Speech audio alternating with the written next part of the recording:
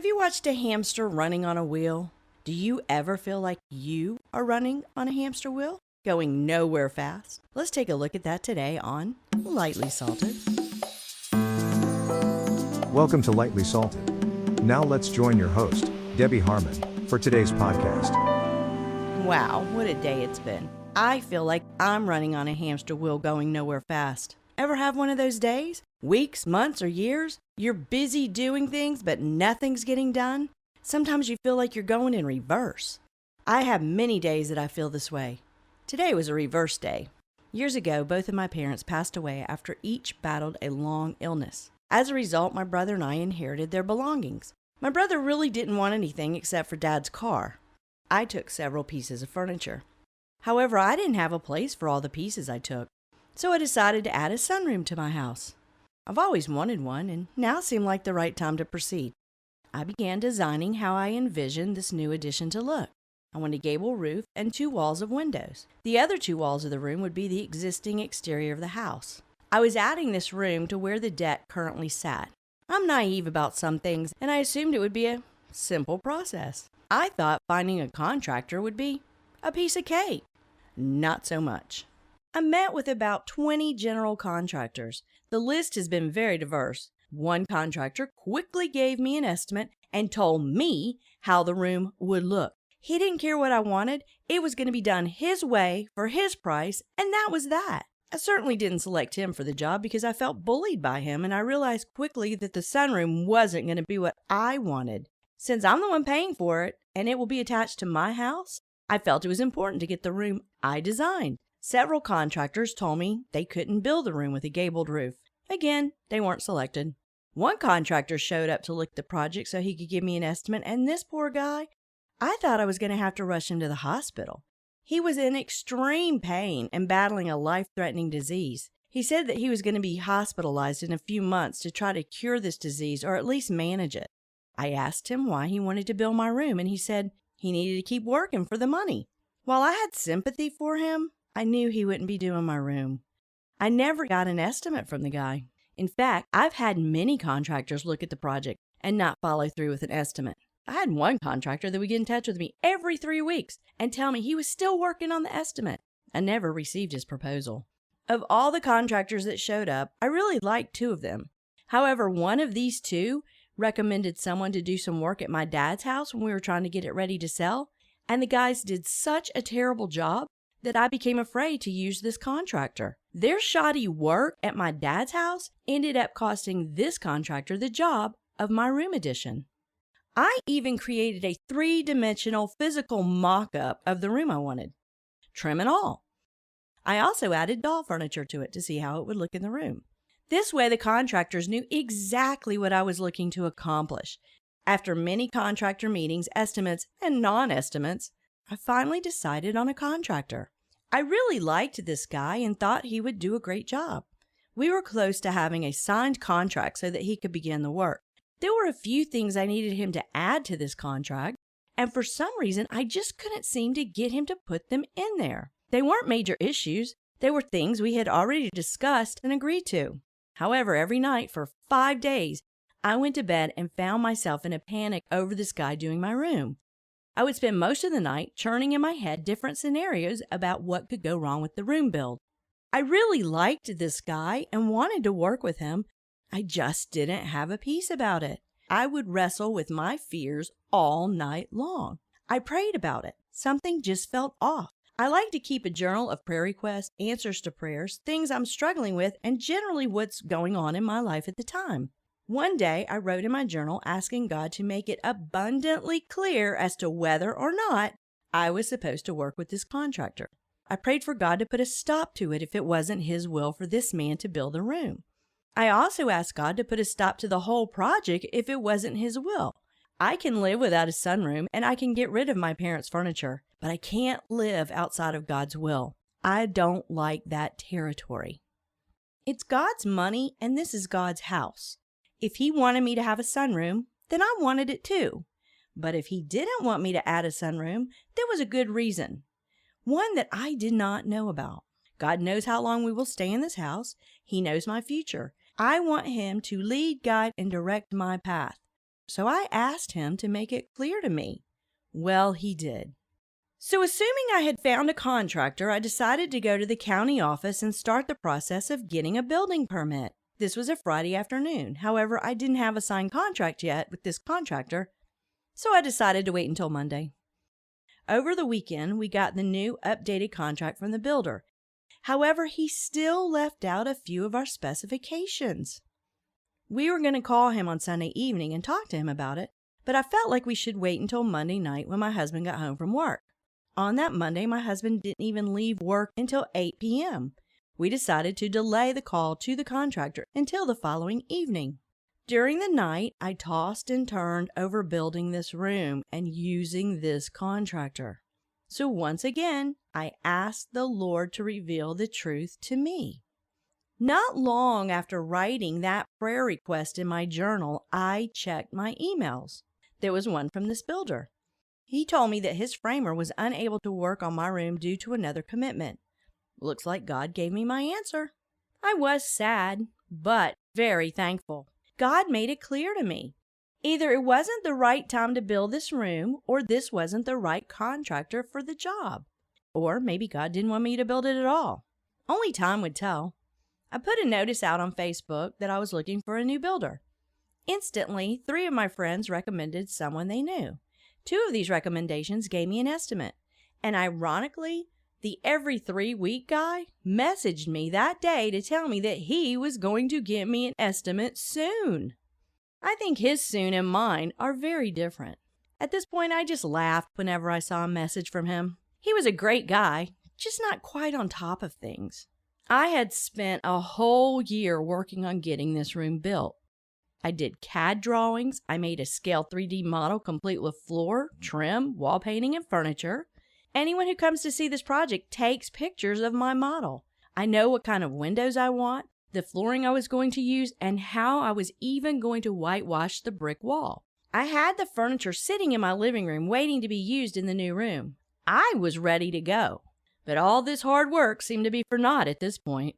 God had a plan, and I just didn't know what it was. Felt like I was running on a hamster wheel going nowhere fast. But that wasn't the only reason I felt that way. Like I said, I inherited several pieces of furniture from my parents' house. I got their grandfather clock, which doesn't run. I took the kitchen table and chairs, but it only had 5 chairs with the set. Who buys just 5 chairs? I felt like there were 6 chairs at one time, and what must have got lost? My brother, nor my aunt, could explain why there were only 5 chairs and not 6. It just didn't make sense. For my mother, father, brother, his wife, my husband, and me to just sit around my parents' kitchen table, they needed 6 chairs. But when I moved the kitchen set to my house, there were only 5 chairs. So I have a grandfather clock that doesn't work and a kitchen set with only 5 chairs. But that's not all of the odd stuff. I also took my mother's beloved dining room table. She was so proud of this table when she bought it. She bought it on time, as she would say. This meant that she would pay a little each month. Basically, old school credit card purchasing. It was a really nice piece of furniture, but Mom loved using her spray furniture polish and would dust her beloved table every week. She also would dust her matching end tables and her bedroom dresser. I inherited all of these pieces. Unbeknownst to Mom, she was ruining these beloved pieces of furniture. The aerosol chemicals dissolved the varnish on the tabletops, leaving them dull and dingy. Mom's once beautiful furniture, though dust-free for a week, was now ruined. Now, what turned out to be very perplexing is her Queen Anne cherry dining room table has a milky stain on it. I cannot figure out what happened. This table didn't have this mysterious stain embedded in it when I brought it from my parents' house. And we haven't really used this table much at all. I've tried to remove the stain, but it's embedded in the wood. I have no idea where it's from. I had the table covered with her table pad, and one day I removed it only to discover that this discoloration is now in the table. What's going on here? My mother had this early American hutch that she bought when she and Dad were first married. It matched a dining room set that has long been gone. Mom kept the hutch. I brought it home and painted it with chalk paint. It looks great. when I took the doors off to paint it, I lost one of the hinges. I was very careful with keeping them all together. Again, spinning my wheels and running on that hamster wheel, I moved forward only to have a glitch cause me to stop or move backwards. It's so frustrating. For many months, all this inherited furniture sat in my already filled living room waiting on the new sunroom's completion. I couldn't even walk into the living room. One of my son's friends came over and he said, "Can't do much living in that room." I guess he thought that's how the room always looks. Assuming that the room addition was going to be completed soon, I decided to start making slipcovers for the 2 wing-back chairs and the sofa that will go in there. I purchased the material, bought an instructional video on how to make slipcovers, and started with one of the chairs. Wow, what an overwhelming challenge. I know how to sew, and I have recovered my dining room chair seats, which is simple. I also made somewhat of a slipcover for an old armless chair. But this wingback chair was a nightmare. I spent the majority of the time taking apart the slipcover and resewing it. It became a joke that my mom didn't want me to recover her chairs and sofa. Now, before you blast me, I do not believe in ghosts, and I believe my mother's in heaven with the Lord. But the things that have happened with my mother's furniture and the struggles I've encountered covering this chair make me go, The slipcover project caused me to feel like I was running on a hamster wheel, going nowhere fast. Nothing was coming together. Literally. I diligently worked on sewing this one slipcover for over 3 weeks. It should have taken a week tops, but every turn was a struggle. I began working on the slipcover for the cushion. After cutting the pieces slightly bigger than the size, I put the zipper into the gusset. That's the piece that connects the top of the cover to the bottom of the cover. Just as I finished installing the zipper slide pulls off. I've never had this happen to me before in all my years of sewing. I was using a zipper that is sold by the yard instead of the kind that you purchase in a package for dressmaking. On this type of zipper, there's nothing on the end to prevent the zipper pull from sliding off unless you remember to stitch across one end, which I didn't realize I needed to do. You live and learn. Just what I didn't need. So I spent the next 3 hours trying to figure out how to reattach the zipper pull. I watched how-to videos and tried to do what they said, but it didn't work. After much prayer and watching a 3rd video, I was able to reattach the zipper pull. Finally, the zipper worked again. Cording is required to outline your cushion and chair. If you want it to be the same material as your slipcover, you have to make your own cording. This is a tedious process. First, you have to cut bias strips from the fabric. Then you have to attach these strips together, making one very long piece. Next, you sandwich welt cording in between the bias strips, fold it in half, and stitch the sides together. For many days, I wrestled with the cording and bias strips. Note to self, I do not like making cording. After doing it wrong the first time, the second time was a success. Yay! However, it wasn't long enough to go around the top and bottom of the cushion, so I had to do it a 3rd time. Okay, so the welt cord is attached, the zipper's in, the gusset was sewn to the front and back of the cushion top, so I decided to see how it would fit the chair cushion. I assumed it would be a little big and it would need some taking up to make it fit. I slipped it over the cushion, only to discover that it was way too small. What? Are you kidding me? Too small? No way! I cut the material much larger than the cushion. Did it shrink overnight sitting in my basement? I couldn't believe it. I know that when I keep running into snags, it's time for me to stop, take a break, and regroup. I called my brother. I wanted to tell him the story about the chair. I had been giving him updates on the slipcover struggles. I told him what happened. He suggested I toss the chairs and sofa and just go buy new ones. He said that with all the time I'd spent trying to make this slipcover, and I still had another chair and sofa to do, it would have been cheaper in the long run. I certainly did feel like throwing the chair out the window. He told me that he had to take Dad's car to the shop because after he replaced the starter on it, it wouldn't start one day. He said that he had just left the mechanic shop because he had to go pick up the key that they found. Apparently, they lost the key to Dad's car while they had it in the shop. As my brother said, doing anything with my parents' stuff takes 10 times longer than it should. When we were getting the house ready to put on the market to sell, we encountered problem after problem. My brother was replacing the toilets in the house and he broke off a critical piece. Fortunately, he was able to fix it, but it could have been a costly mistake. We had incident after incident happen during that time period. Oh, the stories I could tell about their house, but that's for another time. So my brother and I laughed about the chair cushion and the lost key. At least we could find humor in all of this. It was so frustrating. Between the chair slipcovers and the room addition being put on hold, I felt like I was not accomplishing anything. I'm a doer and I like to move in a positive direction. This all felt like I was moving backwards. It was as if I was going around the same mountain again and again. I asked God to tell me what it was all about. Was there a lesson to learn and I just wasn't getting it? I know that when I start to feel like I'm running nowhere fast and I'm pushing something to happen, it's time for me to sit down and wait on the Lord. When something starts to consume me, I realize I need to take a step back and surrender it to God. Because if I don't, it will not turn out well. However, if I do surrender to His will, it turns out great. In Psalm 46:10, it says, "Be still and know that I am God." In those moments of strong-arming my situation to make it happen my way in my time, I need to stop, be still, and know that He is God. I want His will to be done and not my will.